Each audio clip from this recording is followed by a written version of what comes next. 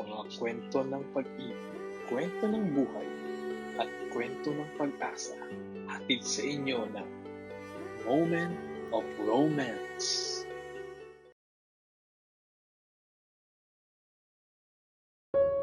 Bakit nga ba may mga taong kung kailan may iba na ang mahal nila at saka pa lang nila marirealize kung gaano nila kamahal ito?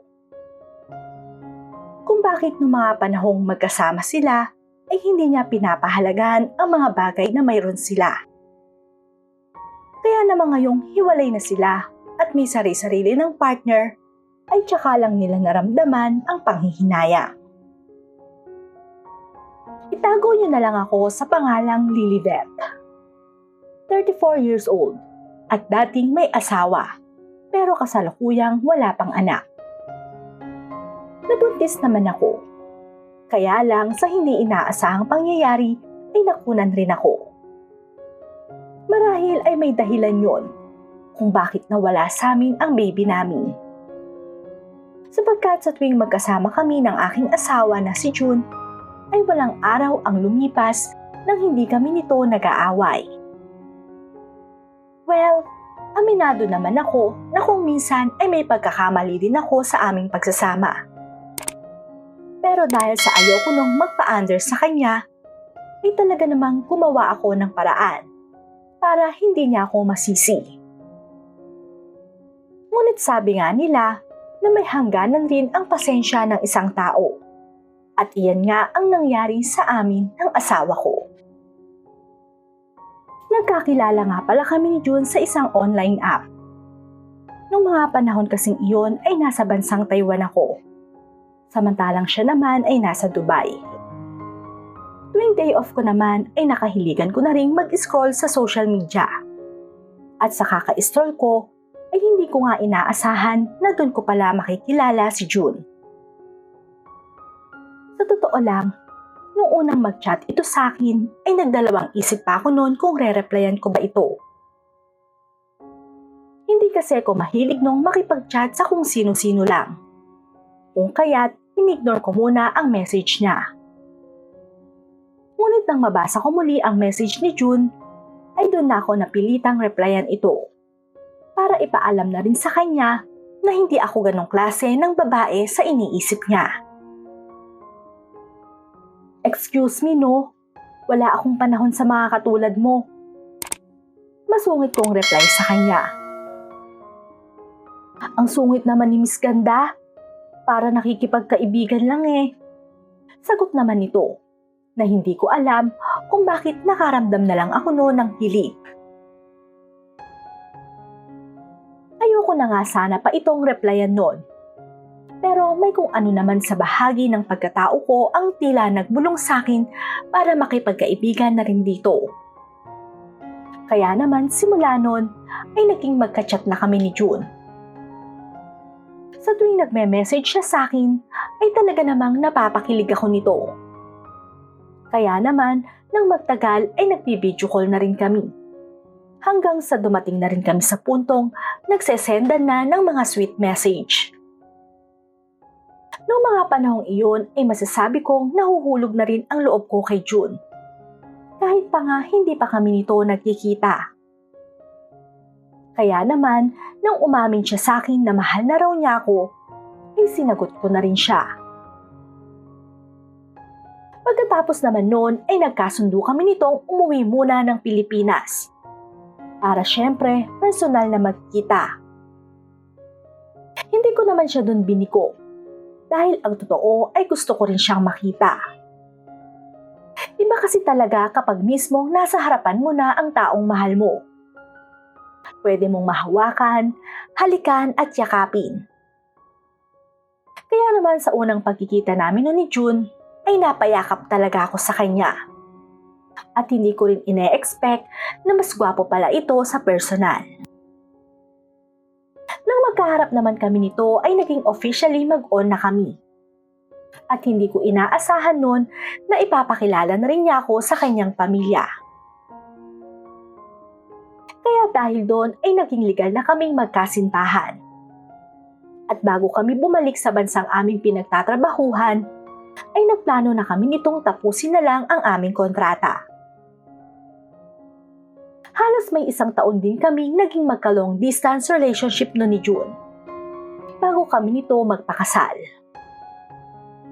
Pagka-uwi kasi namin noon ng Pilipinas, ay napagdesisyonan na rin naming magsama. Pero bago mangyari yon, ay nagpakasal muna kami nito. Sa unang taon ng aming pagsasama, ay masasabi kong medyo nag-a-adjust pa kami. Pero naging maayos naman ang lahat. At tama nga sila, na makikilala mo lang ang isang tao kapag kasama mo na ito sa iisang bubong. Sa pagsasama kasi namin ni June ay may mga ugaling itong kinaiinisan ko.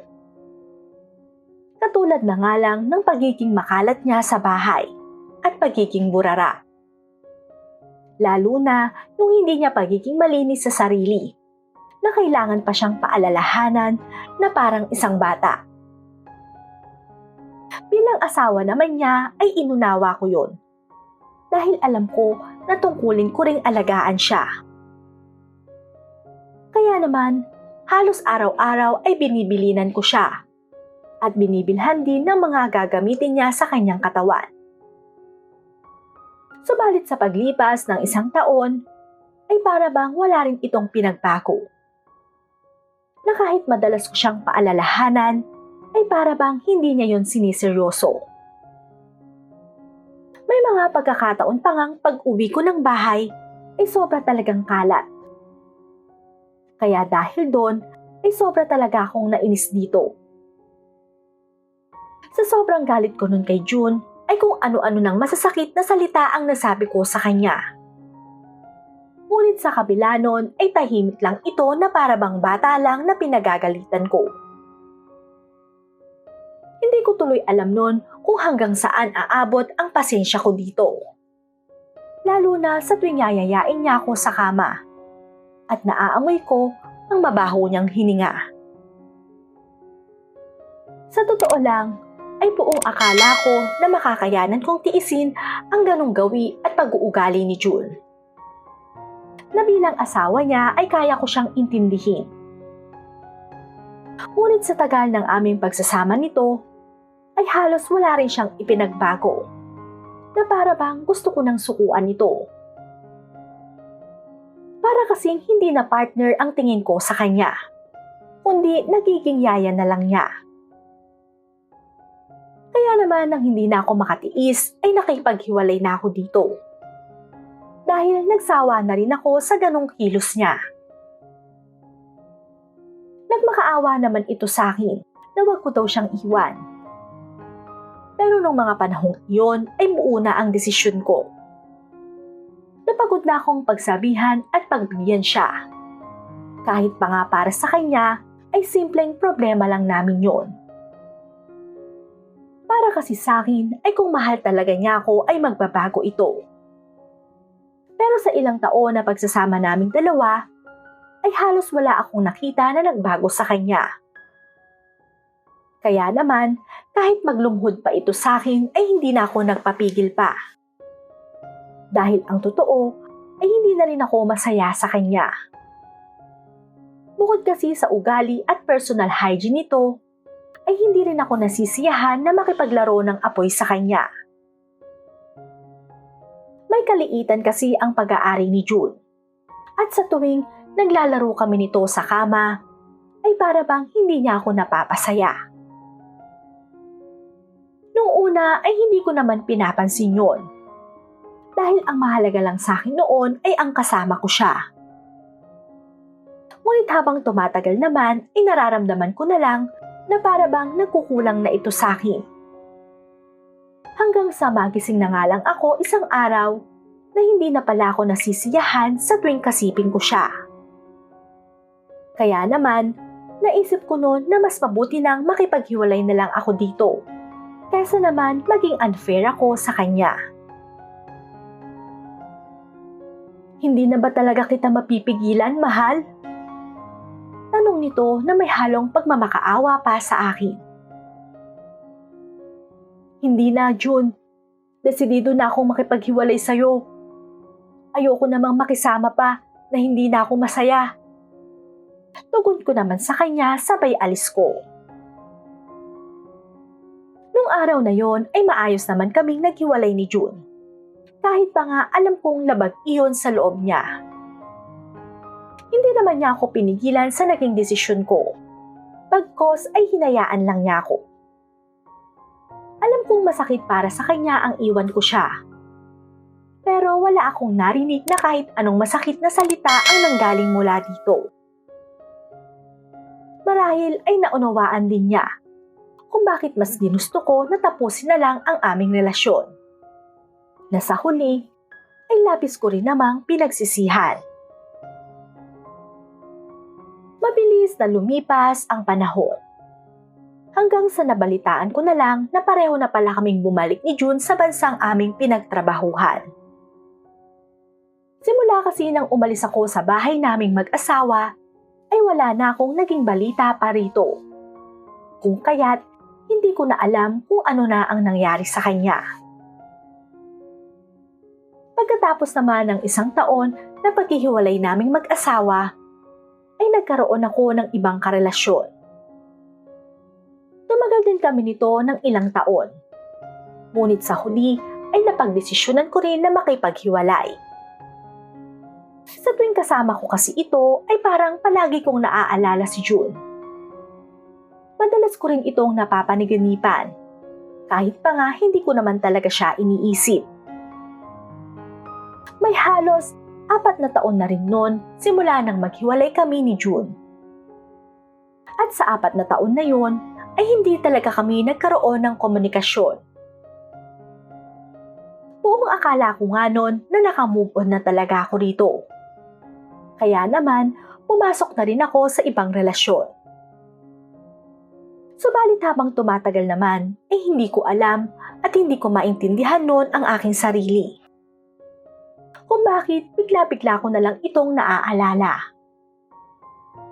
Hanggang sa matagpuan ko na nga lang ang aking sarili na ini-stalk ko na ito, gamit ang Facebook ng kapatid ko. Noong mga panahong iyon ay pareho pala kami nitong may karelasyon. Yun nga lang, ang kaibahan naming dalawa ay mukha naman itong masaya sa girlfriend niya. Samantalang ako kasi ay para bang may hinahanap sa nobyo ko na hindi ko naman mawari. Na para bang may kulang sa pagkatao ko kapag ito ang kasama ko. Ganun pa man, sa unang taon naman namin na magkarelasyon ay masasabi kong naging masaya naman kaming dalawa. Sa katunayan ay magkasundo naman kami nito sa maraming bagay. Yun nga lang, may pagkakataon na naikukumpara ko ito kay June.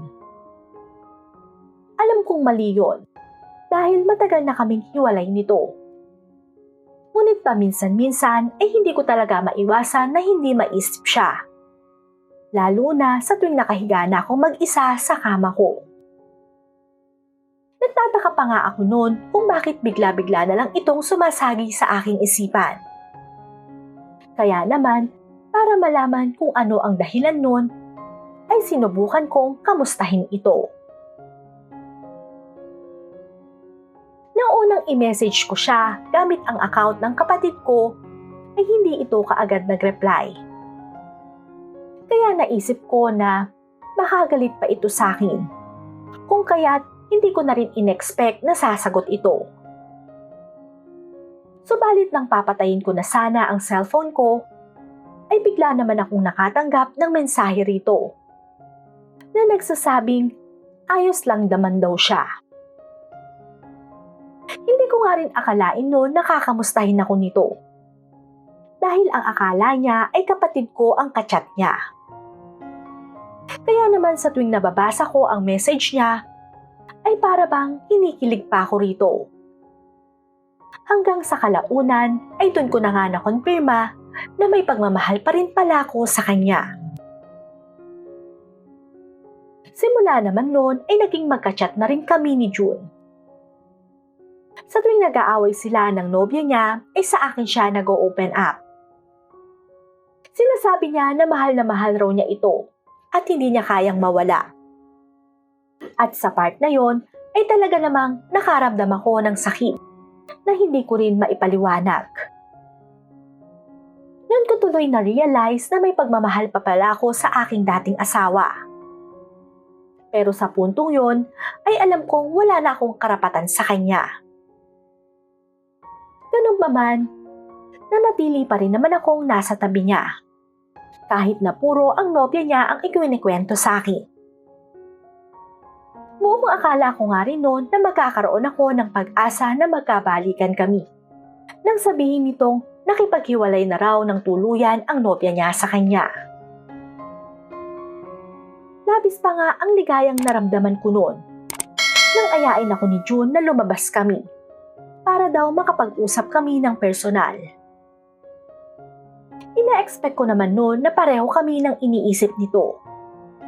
Na baka gusto na rin niyang ayusin ang relasyon namin. Ngunit nang magkausap naman kami nito, ay halos gumuho na ang kinauupuan ko noon. Sapagkat ang gusto pala niya ay magpaanal na ng kasal namin. Hindi ko naman alam noon kung ano ang sasabihin dito. Kaya't natahimik na lang ako nang iyon ang hilingin niya sa akin. Lalo na nga nang sabihin nito na iyon raw kasi ang kondisyon ng nobya niya para daw bumalik ito sa kanya. At lahat daw ay gagawin niya para lang magkaayos sila nito. Labis naman ang sakit na naramdaman ko noon dahil tila nawalan na ako ng pag-asa na magkabalikan pa kami nito. Kaya naman, nakipagtulungan na lang ako sa kanya para mabilis na maanal ang aming kasal.